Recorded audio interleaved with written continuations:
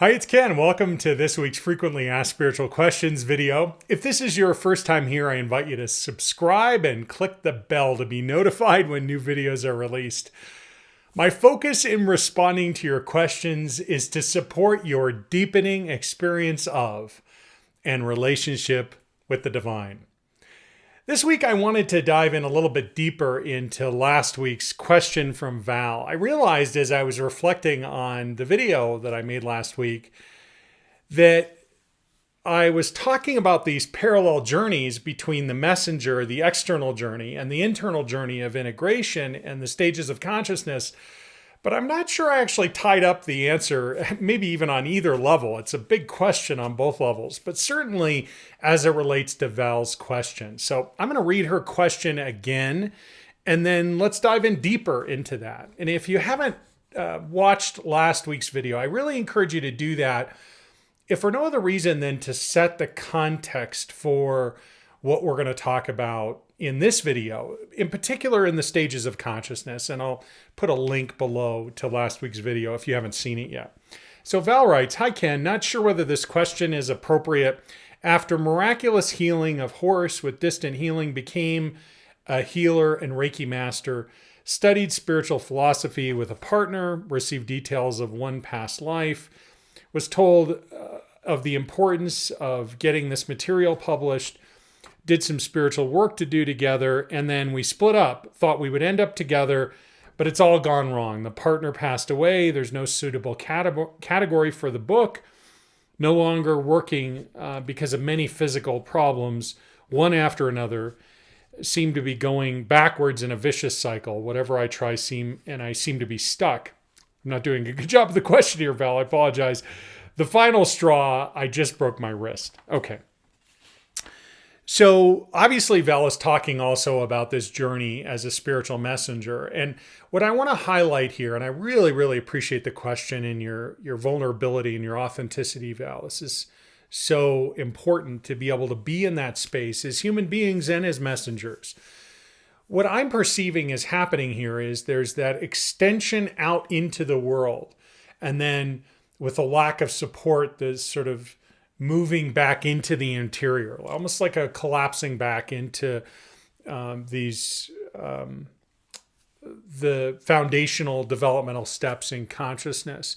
And it's what's challenging about this, it's not challenging about the question, it's challenging about life, is that whether we are aware of our call, the call in our lives as a spiritual messenger or not, it's another thing I explored in the last video, is what is a spiritual messenger? Whether we're aware of that consciously or not doesn't really matter, but what we're doing could be very, very frustrating in this developmental journey. I will just speak of this from my own experience and from the lives of a great many messengers that I've witnessed. It's almost inevitable that it will be challenging. In fact, I would go even a step further and say I've never, ever encountered an individual who hasn't been challenged or isn't struggling in some basic way in one component of this developmental progression, whether as an individual in the interior process and the integration of the divine within, spiritual mastery, or in that external process that is really the reflection of an internal experience of stepping into one's gifts and message and mission and the horizontal embodiment that supports that process and unfolding. Never, ever have I encountered somebody who's not struggling on some level. Doesn't mean they don't exist. I've just never encountered it. So given that struggle seems to be a consistent component of this experience for us as human beings, I think the question begins to become, what is the role of that struggle? And why is it happening? I think that's what Val is asking in her question. What's going on here? And I don't want to project this on Val. I will just tell you, I have felt this way, and I've heard many, many other people share this with me in private session. Did I misinterpret guidance? Did I misunderstand something? Did I get it wrong? Have I made a mistake? All these types of doubts. And what this is amplifying within us, I believe, is it's agitating the core wound, the core soul wound is how I refer to it. So it expresses in lots of different ways, and you got to figure this out for yourself. I mean, it literally doesn't matter. I'll share with you what I think the core wound is, but the core wound has to be recognized by the empowered separate self. And if your empowered separate self is anything like mine, it doesn't matter what you tell me, I have to figure it out for myself. So my belief is that the core wound that we all face, the core soul wound that we all face as human beings, is an absence of self-love. That is to say, we don't understand how to love ourselves unconditionally. And I believe this can only actually come from the divine. And so from a developmental standpoint, it only can take place, we can only experience it in any meaningful way in conduit consciousness, which requires our surrender. And so there's a lot of distortion wrapped around that. Like, I have to do something to earn God's love. It's not like that. It's very different from that, actually. And I'll be talking more about this in the coming weeks, so I don't want to get off into the weeds too far here. I want to stay on point with at least what I see unfolding here, which is in this journey of integration, in this journey of encountering these aspects that are challenging for us, what we're encountering is the glass ceiling of control.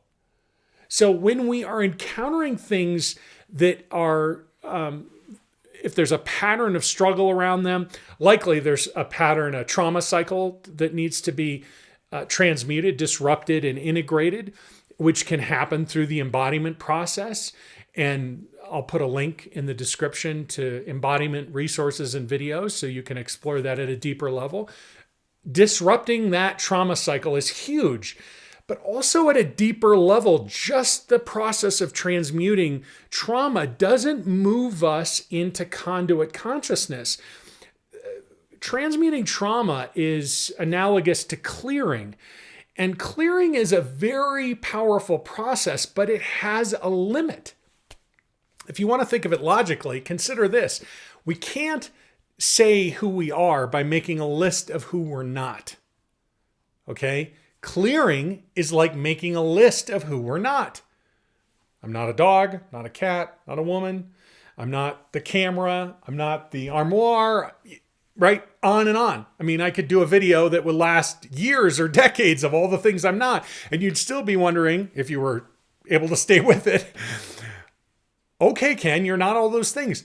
What are you? Who are you? That doesn't tell me. The list of who you're not. Clearing does not automatically open the experience of who you are.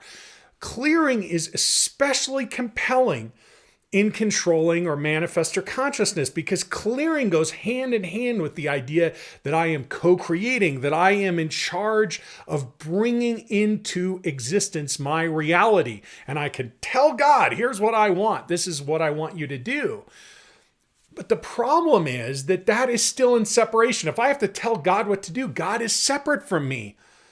And eventually we all begin to realize that. And unfortunately, we tend to suffer mightily in the process of getting to that point. Or maybe I should say, fortunately, we suffer mightily, because how else would we come to the awareness? How else would we realize I'm not in charge of this life? I thought it would be this way, but something very different is unfolding. I continue to try to affect a different outcome, but bad stuff keeps happening. This is really hard. This is frustrating. What am I supposed to do?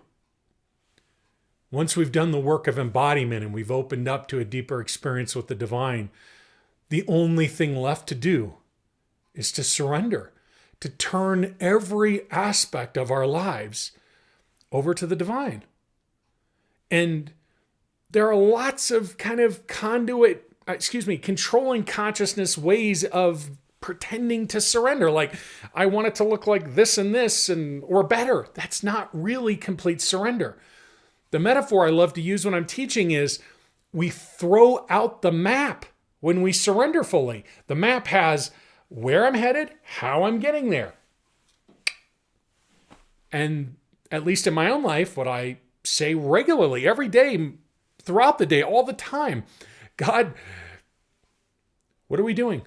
How would you express through me? What would you have me do? How can I more fully express the raw being presence of you in every part of my life.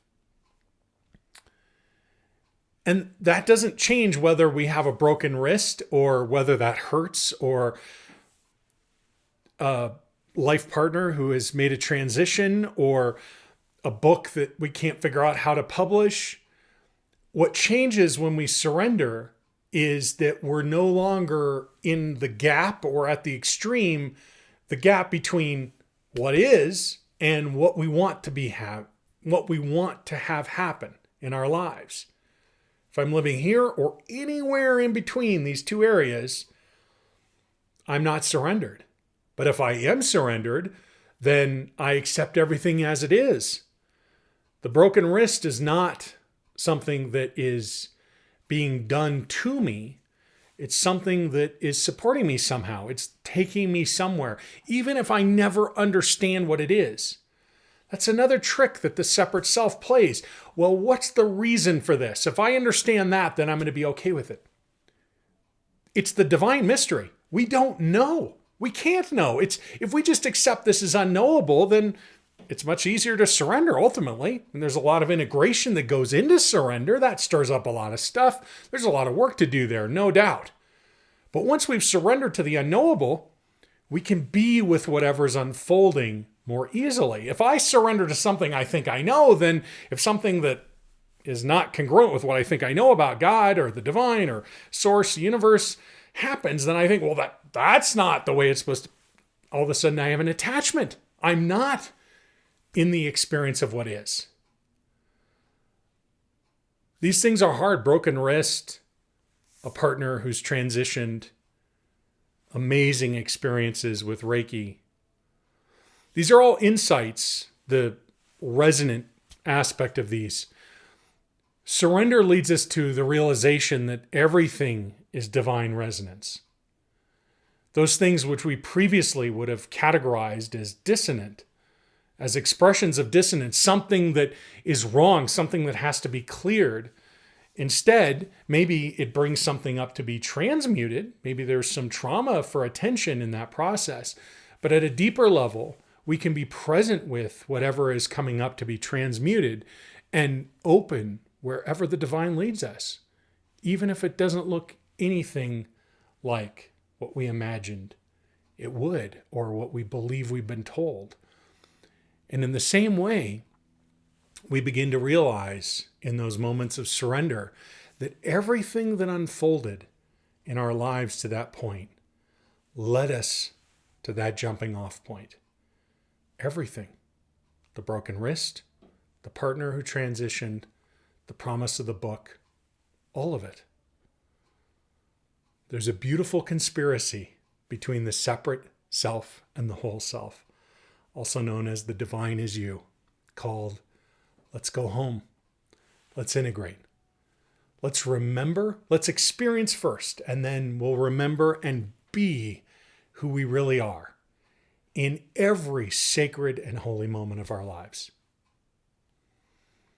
I'd love to hear what this is bringing up for you. Comments, questions, anything below, criticism, whatever is coming up for you. Let's share in a dialogue beneath the video here.